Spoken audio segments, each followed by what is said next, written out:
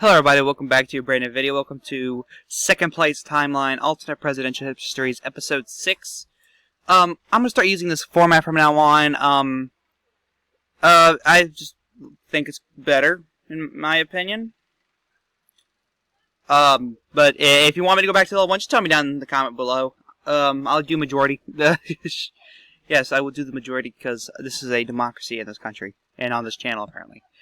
But anyway, let's get on to the video. We have Senator Timothy Pickering, the Federalist nominee, with his vice presidential candidate Rufus King, face off against President Aaron Burr and his vice presidential nominee, Vice President James Madison. A little history lesson before we get into this one. You know, just some little lore bits for this, because I always love doing the whole storytelling thing. If you see my old channel doing the Confederate series.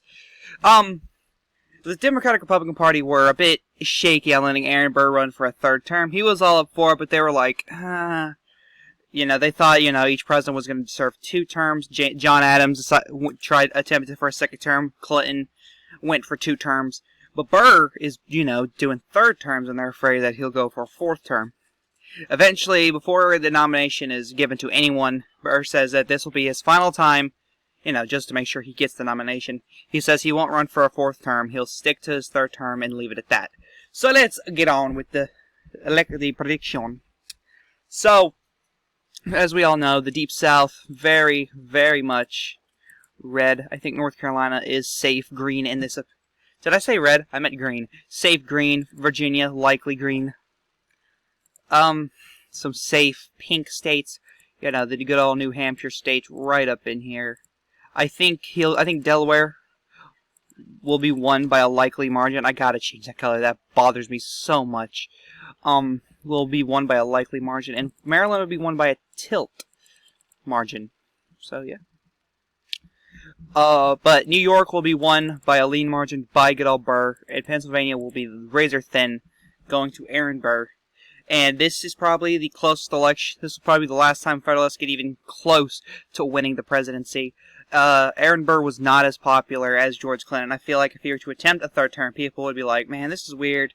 We can't have this guy in office forever. And certain states would be like, yep, nope, we're good. Never mind, ain't doing that. Nope.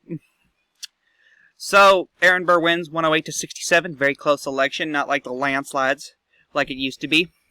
So let's take a look at what he does in his 3rd term.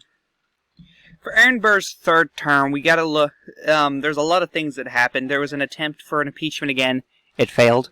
Or it never got, you know, up to House voting. There was an attempt, but, you know, nothing was ever, you know, set aside. They attempted, they said, you know what, never mind, let's just not deal with it anymore, etc.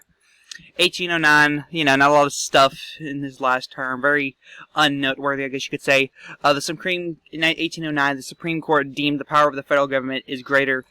That is no bad Parker.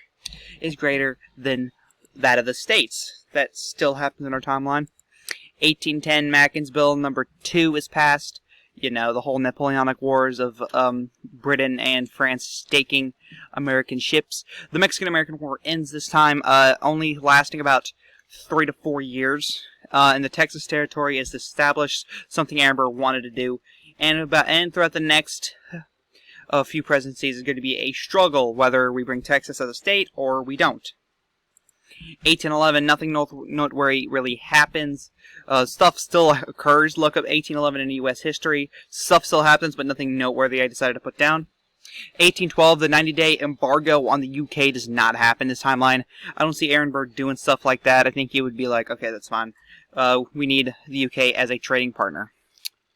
Louisiana has also been admitted as the 18th state, and due to the 90-day embargo not happening, which is one of the factors of the War of 1812, the War of 1812 itself does not happen, because it was a war that James Madison wanted, and very few people needed. And the White House was only burned because of the declaration of war and all that good stuff. So, the War of 1812 does not occur, there's no war. That would be disastrous for the United States. I think they'd still pull it through if they were to have back-to-back wars.